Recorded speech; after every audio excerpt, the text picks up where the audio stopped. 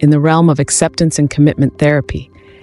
Measuring outcomes isn't just about tracking symptom reduction, but also about assessing increases in psychological flexibility and the alignment of actions with chosen values.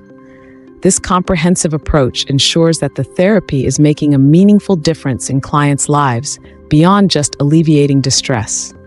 Understanding the unique metrics of ACT.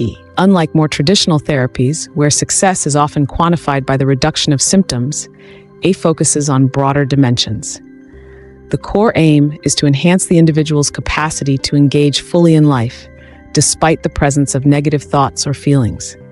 Therefore, the outcomes in ACT encompass both traditional measures of well-being and specific metrics related to the unique principles of the therapy. Tools and methods for evaluating progress.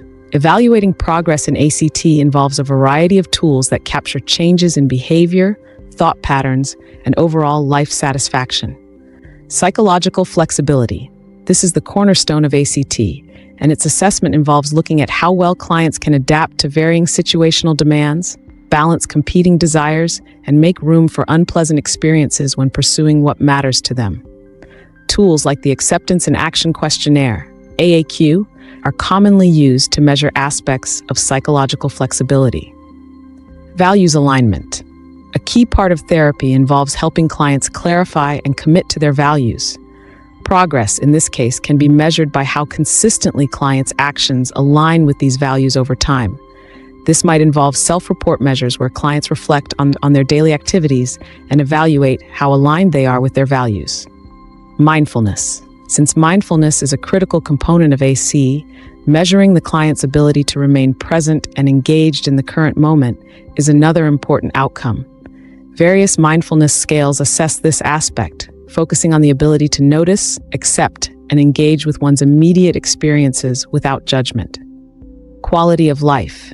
General measures of quality of life provide insights into the overall impact of therapy. These assessments might look at aspects of mental health, social relationships, and overall satisfaction with life, helping to determine whether improvements in psychological flexibility translate into tangible life improvements. Interpreting and using outcome data effectively. Interpreting these measures requires an understanding that improvement in ACT is not linear and might not even involve feeling better in conventional terms. Instead, it involves being more open, aware, and actively engaged in life. For instance, an increase in reported stress might not indicate a setback if it coincides with greater involvement in valued activities that naturally involve challenges. Therapists need to discuss these nuances with clients, helping them understand that moving towards a rich, full, and meaningful life can sometimes feel uncomfortable or counterintuitive. Regular reviews of these outcome measures provide crucial checkpoints for therapist and client to adjust the therapeutic approach and focus on areas needing more attention. Conclusion. Measuring outcomes in AC is a dynamic and multifaceted process that reflects the therapy's holistic approach to enhancing life quality. By focusing on psychological flexibility, values alignment, mindfulness, and overall life satisfaction, ACT practitioners can provide targeted interventions that genuinely transform lives.